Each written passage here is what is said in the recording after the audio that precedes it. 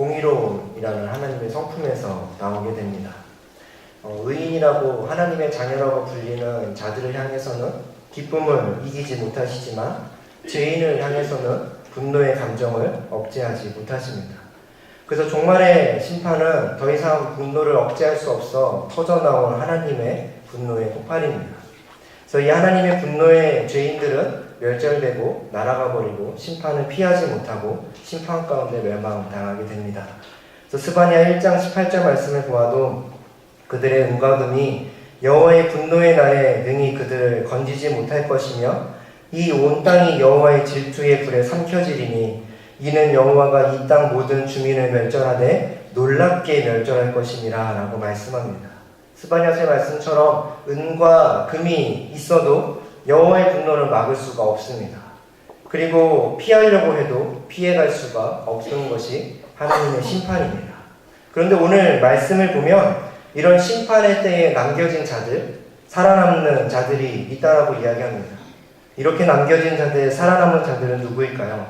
바로 이곳에서 하나님을 예배하고 하나님을 믿는 우리와 같은 하나님의 자녀인 줄로 믿습니다. 그렇다면 이런 무시무시한 심판의 때에 아무도 피할 수 없고 은과 금으로도 건너뛸 수 없는 이 심판의 때에 왜 하나님은 살아남는 자들이 있다고 말씀하실까요?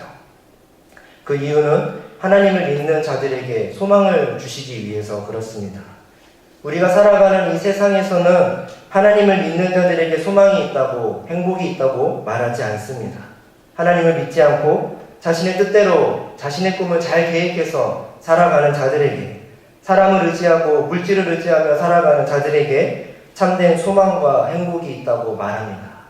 그러나 하나님은 참된 소망과 행복은 하나님을 의지하고 믿는 사람들에게 있다고 말씀해 주시기 위해 무시무시한 심판의 때에 하나님을 믿지 않던 자들은 멸망과 심판을 받고 하나님을 믿던 자들은 살아남게 되는 말씀을 전해 주십니다. 이처럼 하나님을 믿지 않는 자에게는 사망이라는 심판을 보이시지만 하나님을 믿는 자들에게는 사랑이라는 은혜를 베풀어 주십니다. 그럼 하나님은 어떻게 믿는 자들에게 사랑을 베풀어 주실지 오늘 두 가지의 포인트를 통해 함께 살펴보려고 합니다. 첫 번째로는 탄식하고 울며 하나님을 믿는 자들에게 사랑을 베풀어 주십니다. 오늘 우리에게 주신 에스겔 9장의 말씀은 9장 10절 말씀과 같이 그러므로 내가 그들을 불쌍히 여기지 아니하며 긍휼을 베풀지 아니하고 그들의 행위대로 그들의 머리에 갚으리라 하시더라 라는 말씀처럼 하나님이 에스겔에게 보여주시는 모습은 긍휼을 베풀지 않고 무지막지하게 심판을 하시는 하나님을 보여주십니다. 그리고 동시에 죄의 대가를 치르는 이스라엘과 유다의 모습을 보여주십니다. 왜 이스라엘과 유다는 오래 참으시고 노하기를 더디하시는 하나님으로부터 참지 아니하시고 긍휼을 베풀지 않는 심판을 받게 되었을까요? 8장 15절의 말씀처럼 그가 또 내게 이르시되 인자야 네가 그것을 보았느냐 너는 또 이보다 더 큰 가증한 일을 보리라 하시더라 라고 말씀하십니다. 바로 그들의 가증한 일 때문에 그렇습니다. 그 가증한 일은 우리가 잘 알고 있는 것처럼 우상숭배의 일입니다. 하나님이 에스겔에게 이런 가증한 일을 어떻게 보여주시는지 아십니까? 그냥 단순히 성전 안에서 우상숭배가 이루어지는 것이 아니라 제사장들과 왕들이 출입하는 성전 북문에 우상들이 있습니다. 성전 안에 있지 않습니다. 북문에 우상들이 있습니다. 그 다음에 또 그들이 우상을 어떻게 섬기는가를 보여주는 모습이 담을 허물라 그럽니다. 담을 허물고 보니까 거기에 우상의 그림들이 등장을 합니다. 그리고 우상들의 모습이 등장합니다. 그리고 밝은 방이 아니라 어두운 방에서 제사장들이 하나님이 우리를 버리셨다 읊조리는 모습들이 보이기 시작합니다. 또한 성전 북문에 바벨론의 신 담무스를 위하여 애곡하는 여인들의 모습도 보입니다. 여호와의 성전 문에서 성전을 등지고 태양을 향해 예배하는 모습을 보여줍니다. 이 모습은 무슨 모습입니까? 우상 숭배의 모습을 대놓고 하는 것이 아니라 겉으로는 예배드리고 하나님을 향한 온전한 의식을 행하는 것처럼 보이나 담을 허물고 성전의 문을 열고 보니까 그 마음에는 바벨론의 신 담무스를 태양신을 예배하는 가증스러운 모습을 보이고 있다고 하나님은 말씀하고 계신 것입니다. 야고보서 1장 8절 말씀처럼 두 마음을 품어 모든 일에 정함이 없는 자로다 라는 말씀과 같이 두 마음을 품고 하나님을 섬기는 척하며 우상을 섬기는 가증스러운 죄악으로 인해 이스라엘과 유다는 무지막지한 심판을 받게 됩니다. 근데 이 심판을 위해 하나님은 9장 2절 말씀을 보니까 심판의 천사들을 보냅니다. 내가 보니 6사람이 북향한 윗문 길로부터 오는데 각 사람의 손에 죽이는 무기를 잡았고 그 중에 한 사람은 가는 베옷을 입고 허리에 서기관의 먹그릇을 찼더라. 그들이 들어와서 놋 제단 곁에 서더라 라고 말씀하십니다.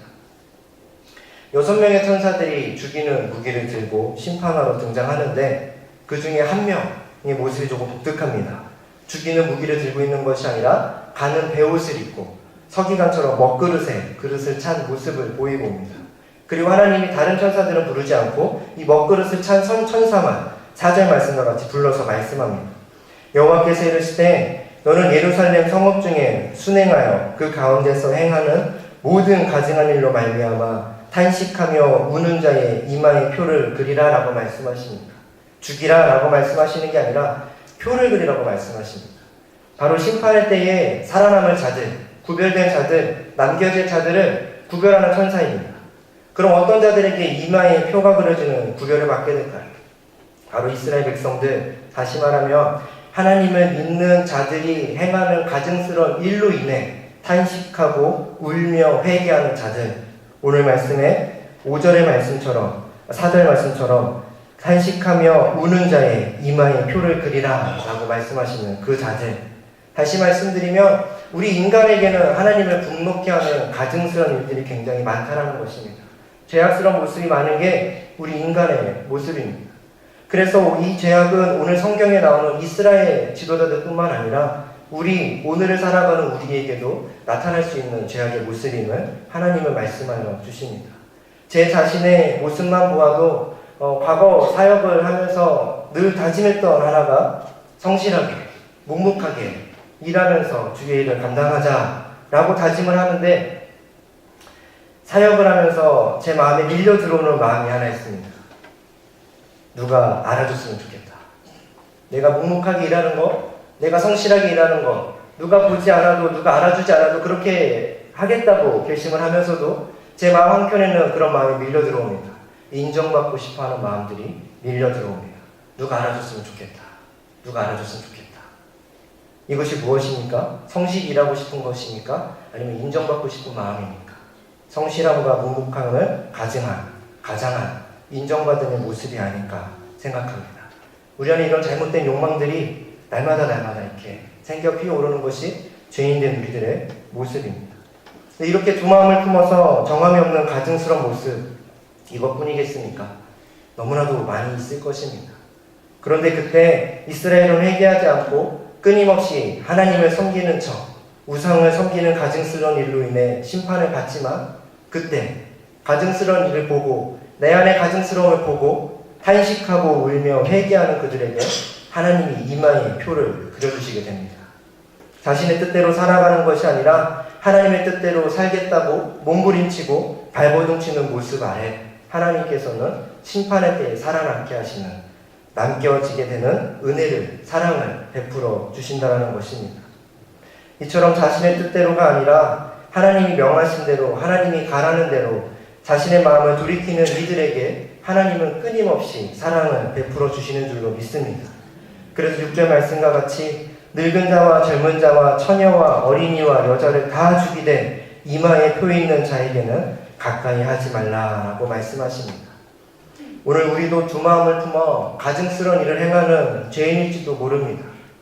하지만 우리들의 마음에 하나님을 철저히 의식하고 의지하고 하나님이 가라한 대로 가고 명하신 대로 살기 위해 오늘도 탄식하고 울고 회개하는 자들에게 하나님은 심판과 사망이 아닌 사랑과 긍휼을 베풀어 주시는 줄로 믿습니다.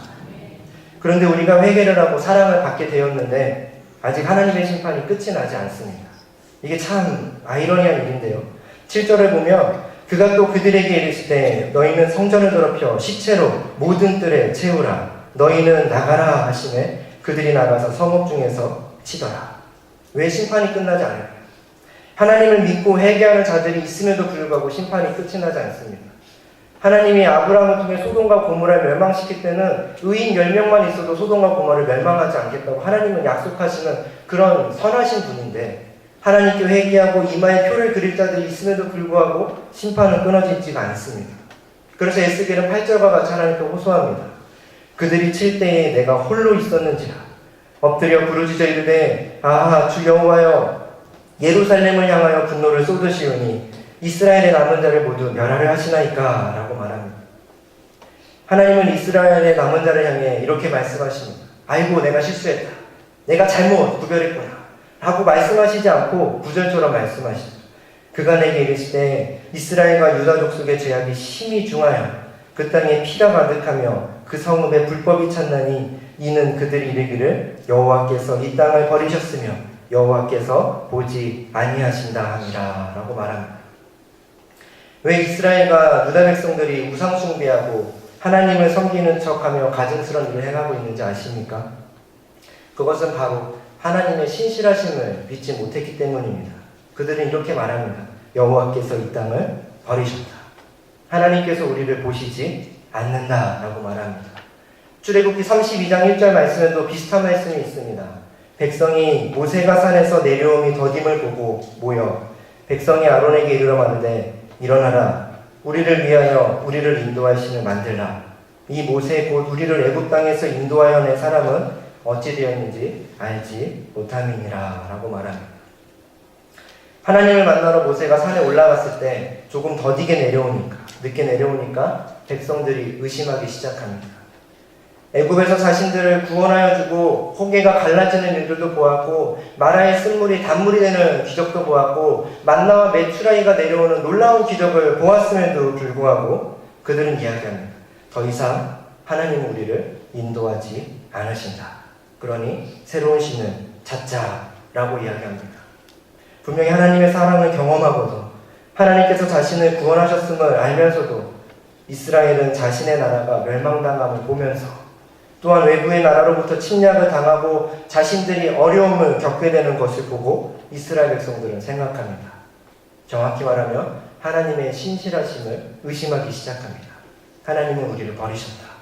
하나님은 더 이상 우리를 돌보지 않으신다는 의심과 불신에 사로잡히며 하나님으로부터 떠나 가증스러운 우상을 찾기 시작한 것입니다. 그 우상들은 자신을 버리지 않을 것만 같아서 가증스러운 금송아지를 찾아서 단무스를 찾아서 태양신을 찾아서 그들을 경배하고 예배하기 시작합니다. 하나님은 형상도 없고 보이지 않으니 우리 눈에 항상 보이는 금송아지, 단무스 이런 형상, 날마다 떠오르는 태양을 보며 아 당신은 오늘도 우리를 버리지 않으셨군요, 우리를 지켜보고 있군요 라고 생각하며 하나님의 신실하심을 저버리게 됩니다. 그래서 하나님은 더 가혹하게 긍휼을 베풀지 않고 불쌍히 여기지 않고 심판으로 사망으로 갚으시게 됩니다.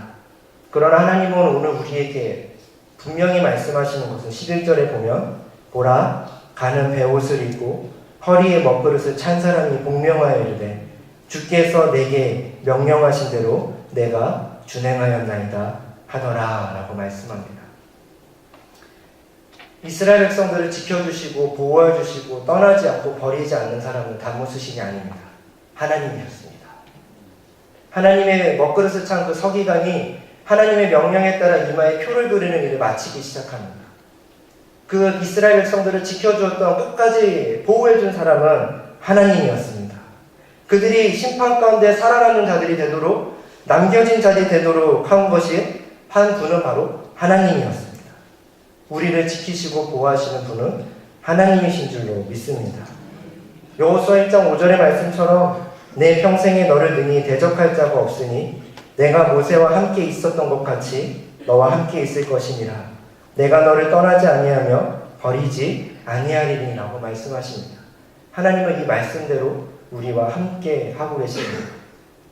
우리를 버리지 않고 떠나지 아니하시는 분은 하나님뿐입니다. 따라서 하나님은 자신의 신실함을 믿는 자들에게 사랑을 베풀어 주십니다. 그런데 우리는 하나님의 사랑을 받으면서 하나님이 우리를 구원하실 분임을 알면서도 우리 앞에 펼쳐진 슬프고 비참하고 우리의 마음을 아프게 만드는 일들로 인해서 모든 것을 잃어버리고 하나님으로부터 버림을 당한 것 같은 우리들의 삶을 볼 때마다 우리는 하나님의 신실하심을 의심하고 불신하게 될 때가 너무나 많습니다. 그러나 하나님은 오늘 우리에게 말씀하십니다. 너에게 끝까지 사랑을 베풀 사람은 바로 나 여호와 하나님이다 라고 말씀하십니다. 심판 가운데 사망에서 사랑으로 옮겨주시는 분 하나님이다. 주께서 내게 명령하신 대로 내가 준행하였나이다 라고 말씀하십니다. 우리가 살아온 이 모든 삶, 지난 수천 년간의 기독교가 지켜질 수 있었던 것, 그 다음에 이 땅에 한국에 기독교가 들어오고 지금까지도 여전히 복음을 전하며 살 수 있는 것, 다 하나님께서 지켜주셨기 때문에 가능한 줄로 믿습니다. 끝까지 우리와 함께 하시며 우리를 버리지 아니하시는 하나님의 신실하심을 믿는 자들에게 하나님은 영원토록 긍휼과 사랑을 베풀어 주실 줄 믿습니다. 오늘도 내일도 살아가는 날마다 이 하나님의 신실하심을 믿으며 떠나지도 아니하시고 버리지도 아니하시는 이 하나님을 믿으며 하나님의 심판의 때에 살아남는 사랑받는 자녀들, 긍휼을 입은 하나님의 자녀들이 되기를 주님의 이름으로 간절히 소망합니다. 기도하겠습니다. 하나님 아버지, 오늘도 우리에게 귀한 사랑의 말씀